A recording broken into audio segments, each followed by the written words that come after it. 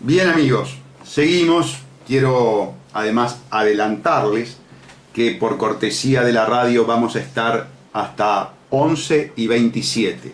Es decir, que tenemos tiempo para seguir analizando esta sentencia como una sentencia paradigmática de lo que es la actuación de la Suprema Corte de Justicia frente a esta imposición imperial. Eso es lo que tiene que quedar muy claro.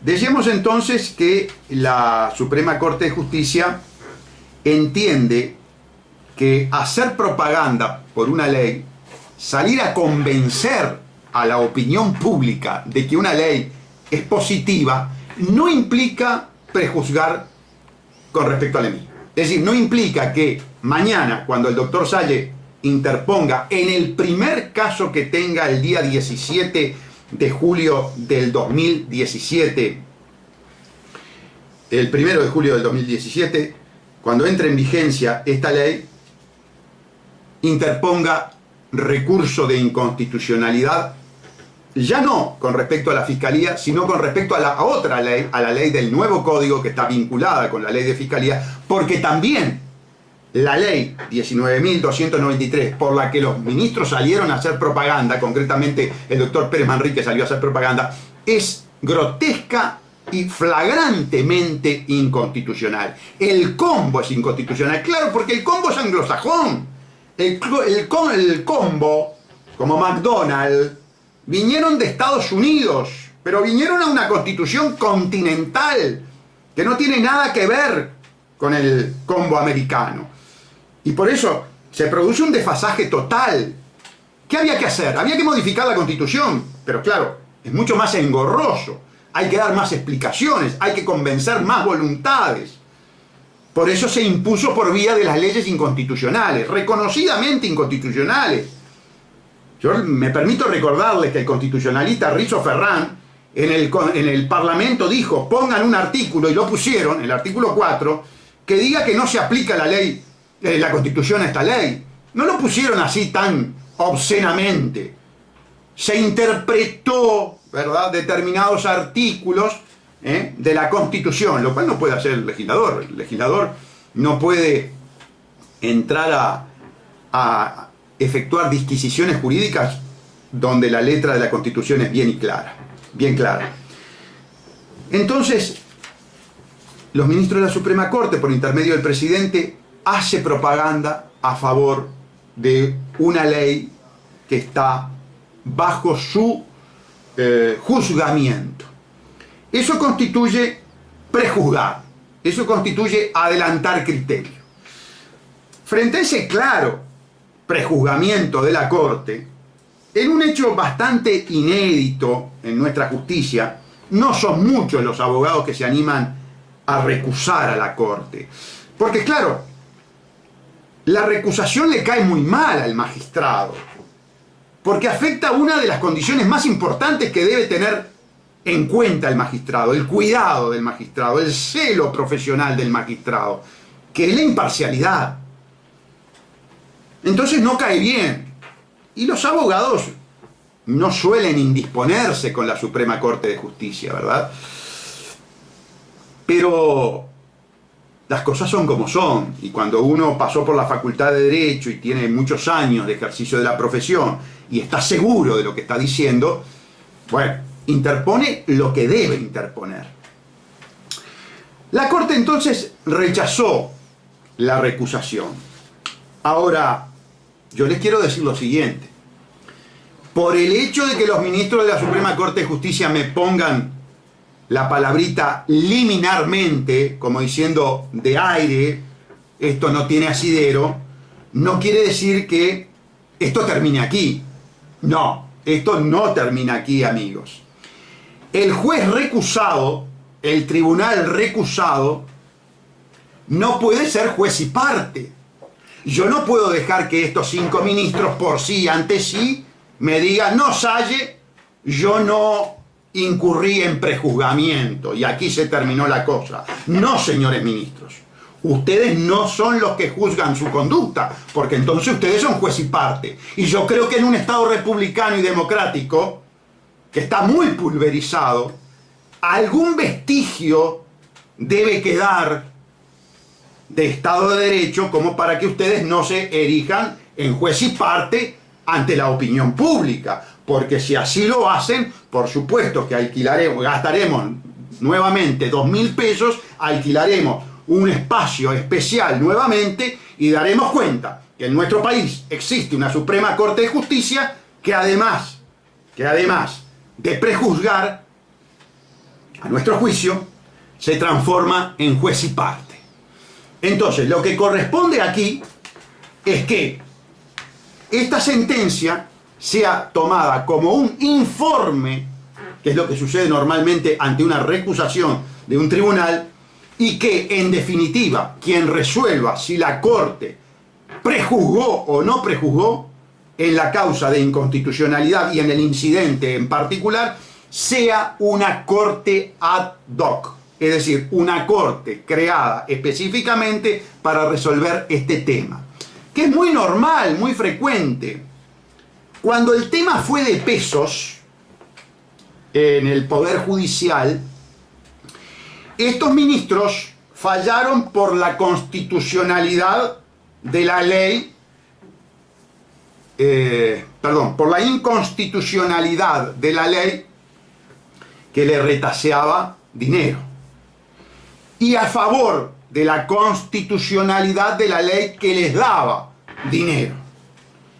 Ahora bien, no podían ser juez y parte porque habían precisamente interpuesto los recursos.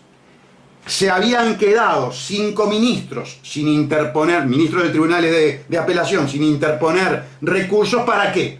Para poder ser los jueces teóricamente imparciales para dictaminar si correspondía o no correspondía el aumento. Bueno, allí es una prueba evidente de que la Suprema Corte de Justicia no puede ser juez y parte. Pero no puede ser juez y parte en ningún tipo de casos, tampoco en este incidente de recusación. Este incidente de recusación lo debe resolver, vuelvo a insistir, una Suprema Corte de Justicia ad hoc, creada específicamente para este tema. Que se aparten los 5 ministros actuales y entren 5 ministros del tribunal de los tribunales de apelación para entender en este caso. La palabrita liminarmente no puede significar atacar las garantías del juzgamiento por parte de un juez imparcial, porque si no, la Corte paradójicamente incurriría en 2 situaciones de violación de la imparcialidad. Primero, haciendo propaganda por una ley inconstitucional, y segundo, transformándose en juez y parte de su propia recusación. Lo que corresponde, habida cuenta de la fecha en que fui notificado, es que el 1 de febrero estemos presentando el correspondiente escrito solicitando que quien decida sobre la recusación en definitiva sea una Corte ad hoc. Vamos a recapitular ahora con una visión general de lo que está pasando en el país. A partir de la implosión de la Unión Soviética, el fraude amplio, viendo cómo se estaban dando las cosas a nivel global, conducido fundamentalmente por el doctor Tabaré Vázquez, comienza un proceso de deleznable transformación ideológica, política, moral y axiológica. Comienza a transformarse en la fuerza política más funcional a los intereses de las grandes corporaciones, que están normalmente representadas, defendidas y garantizadas por el gobierno de los Estados Unidos. Desde hace mucho tiempo venimos hablando de la vinculación que tiene el doctor Tabaré Vázquez al aspecto académico de la Central de Inteligencia Americana, por su membresía en la Fundación Woodrow Wilson. Ya había dado pruebas de su fidelidad a los Estados Unidos cuando, en defensa de una corporación capitalista occidental enfrentada con nuestros hermanos de Argentina, concretamente de Entre Ríos, frente a determinados hechos y medidas de resistencia, amenazó con traer el ejército americano para defender a la corporación. Luego también tuvimos el elogio que recibió de su hermano de logia luciferiana. Nos referimos a Rockefeller, cuando lo puso como ejemplo de líder global. Y hace muy pocos días, en un pueblo de Flores, en una población de Flores, él mismo se refirió a los elogios que había recibido de parte del presidente actual de los Estados Unidos, de Obama. Es decir, que le quede claro a los fraudeamplistas, incluso a los más fanáticos, incluso a los patoteros. El propio Tabaré Vázquez exterioriza y se enorgullece de su relación con los Estados Unidos. Claro, es una relación de colonialismo. Él es el pretor de los Estados Unidos en la colonia, en el patio trasero. Que les quede bien claro. Por eso, en todas las áreas de su gobierno, hubo docilidad, acatamiento, obsecuencia con respecto a los designios que emanaban del imperio, a las órdenes que emanaban del imperio. Por eso tenemos un ministro de Economía que lo acompaña en la mentira, nos curte a tarifazos. ¿Para qué? Para dar cumplimiento a las órdenes que en esta audición nosotros adelantábamos, provenían de las agencias calificadoras de riesgo.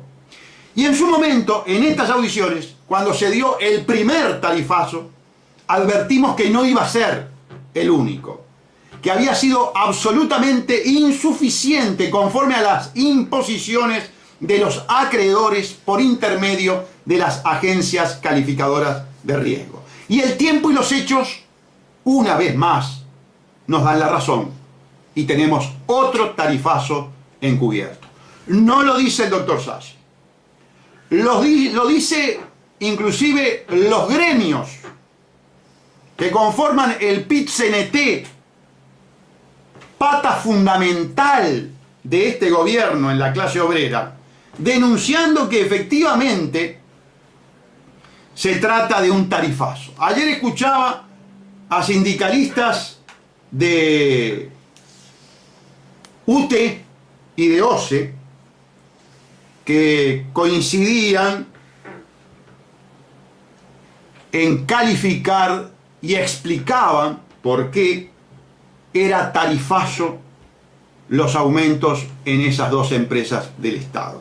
Coincidieron conmigo en el programa de TV País, TV El País, que lo conduce Gerardo Sotelo, a diario, en el que yo fui convocado para contestarle a la senadora Topolansky con respecto a su cuestionamiento en relación a quién me financia para hacer las denuncias que yo hago contra su esposo, el señor José Mujica, expresidente y actual senador, y allí di las explicaciones del caso que, si el tiempo nos da, también las daré en esta audición. Pero sigo el hilo del discurso. En el plano económico estábamos hablando del cumplimiento de las imposiciones que provienen de las agencias calificadoras de riesgo para satisfacer, obviamente, los intereses de las grandes corporaciones que ha traído el fraude amplio al país. Pero lo mismo sucede Es decir, la obsecuencia sucede también en el plano jurídico, vale decir, en el tipo de derecho, en el tipo de normas jurídicas que se están implantando en el país. Fue fundamental para el fraude amplio, convertido en asociación criminal, generar una maquinaria de impunidad, generar una maquinaria que le permitiera a esta fuerza política desvalijar, saquear una empresa como ANCAP, ¿verdad? Esquilmarle $1.000 millones y que por el momento no haya sucedido absolutamente nada por parte de la justicia. Quiero decirles que los saqueos de ANCAP ya tienen 2 y 3 años en manos de jueces y fiscales de crimen organizado de nuestro país. 2 o 3 años y todavía no ha ido a declarar ningún jerarca importante de ANCAP por estos temas.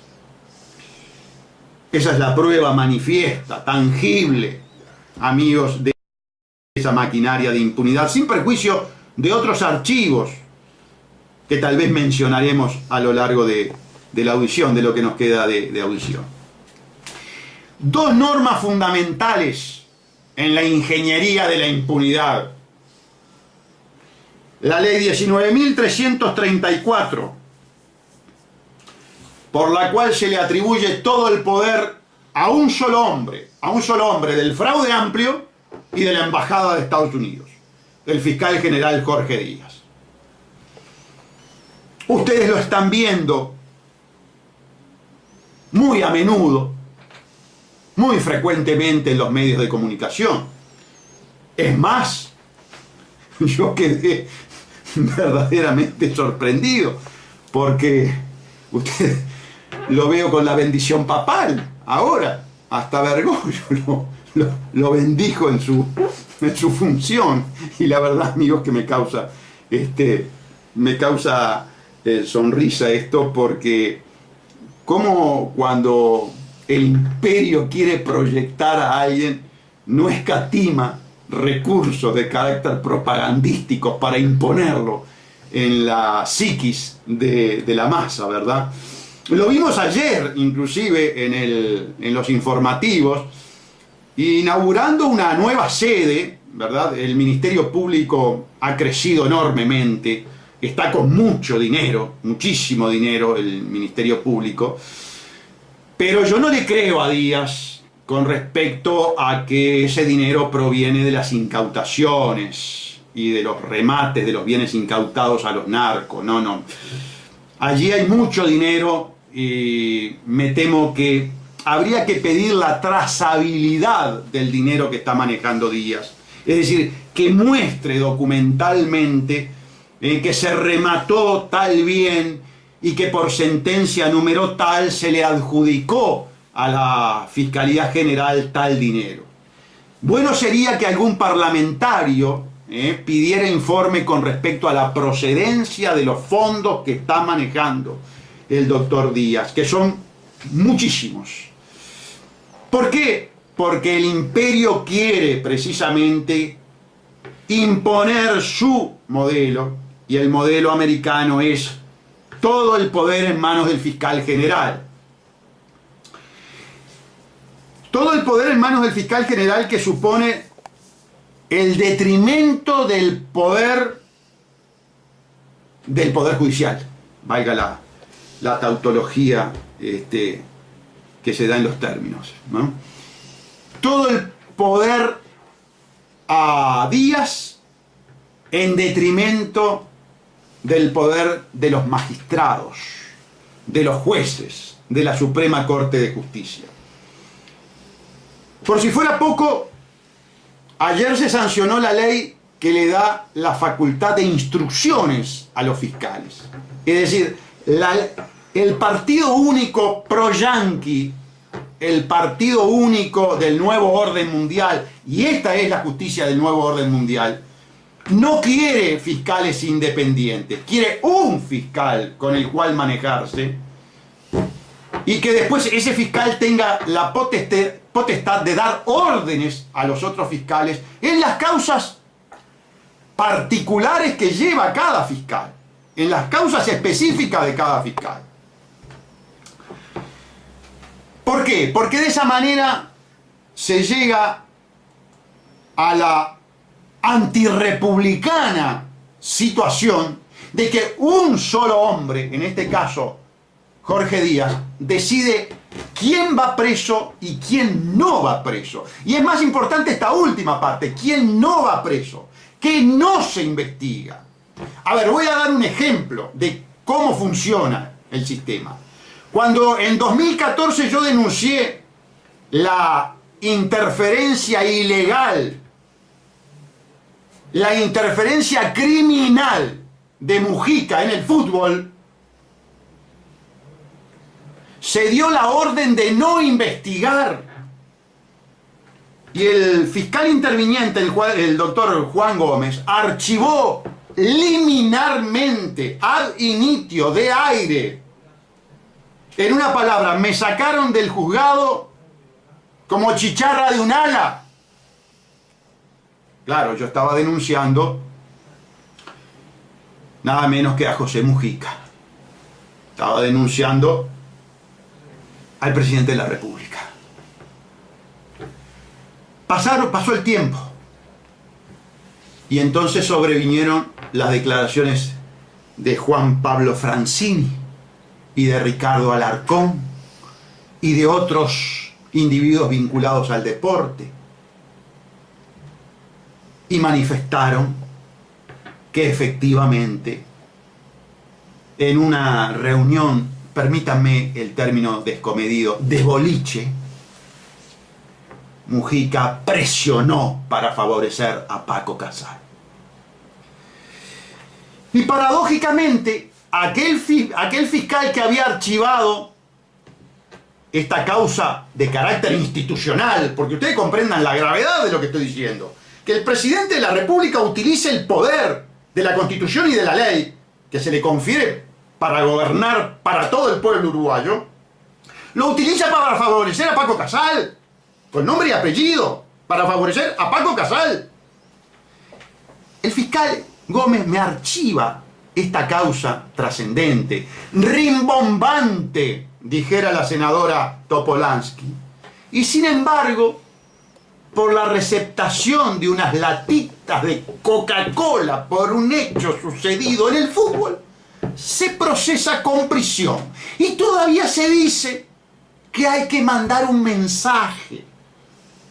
La pregunta entonces es, ¿y qué mensaje se manda cuando no investigamos al presidente de la República, aquel mismo que había facilitado el pacto tributario criminal en favor de Paco Casal, privatizando la función tributaria, y ahora, en reiteración real, por decirlo en términos criminalísticos, lo vuelve a favorecer presionando a la gente del fútbol, a la gente de la AUF? Y es más, no solamente presionando, ejerciendo actos de gobierno con desviación de poder, como cuando saca o amenaza sacar a la policía al estadio para sabotear a Bauzá.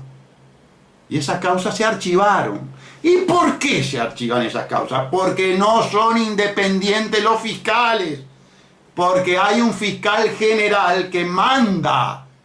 Y si no cumplís, te pasa lo de Daniel Gutiérrez, que de fiscal civil más antiguo terminó en la Fiscalía de Violencia Doméstica, que normalmente se reservan para los fiscales que están llegando del interior, porque hay una suerte de jerarquización fáctica, de hecho, de costumbre. No está escrito, pero todos los que estamos desde el año 1980, porque yo soy un viejo en el Ministerio Público y en el Poder Judicial, a mí no me van a hacer cuentos. Yo no salí ayer de la facultad, ni hace 2 días que estoy en el juzgado. Estaba en Montevideo mucho antes que llegara Díaz. Estaba en el Ministerio Público cuando Díaz recién entraba a la facultad. Que quede claro que no está hablando un improvisado. Bien.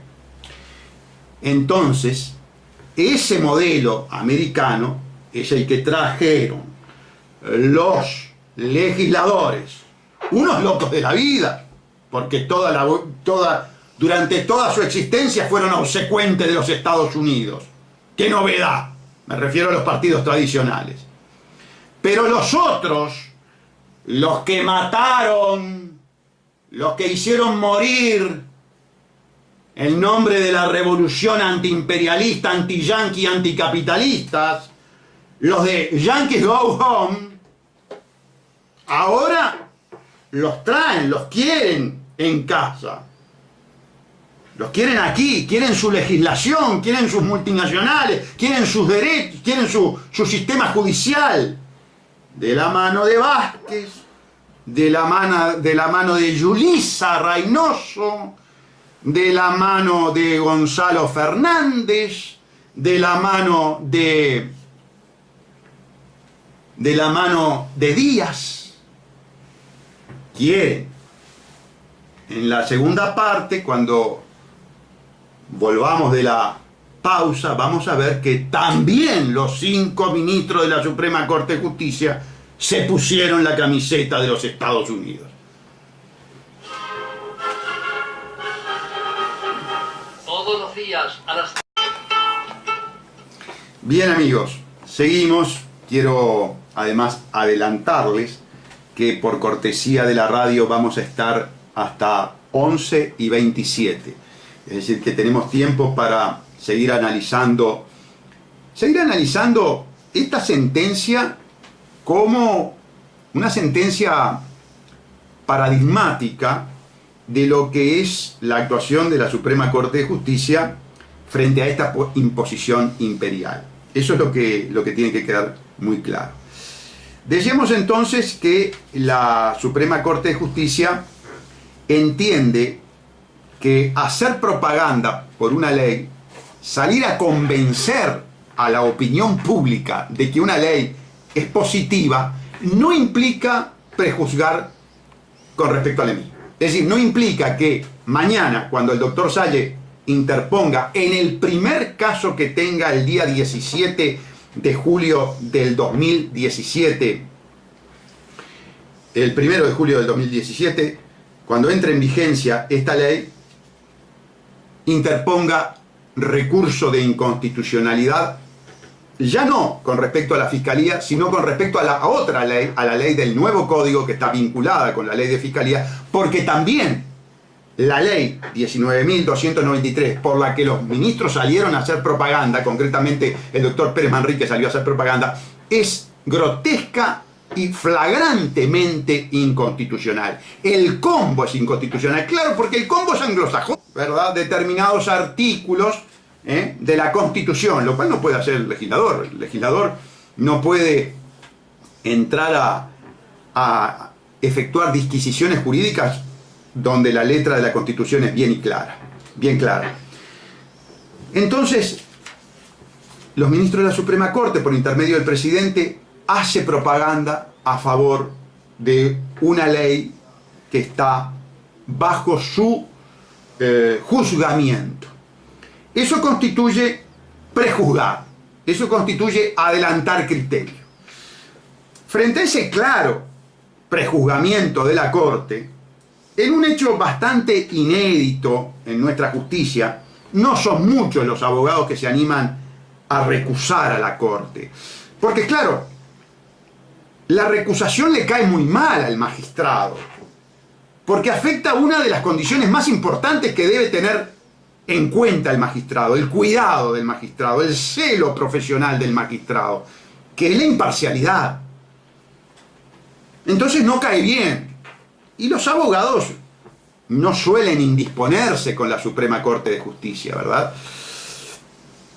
Pero las cosas son como son, y cuando uno pasó por la Facultad de Derecho y tiene muchos años de ejercicio de la profesión y está seguro de lo que está diciendo, bueno, interpone lo que debe interponer.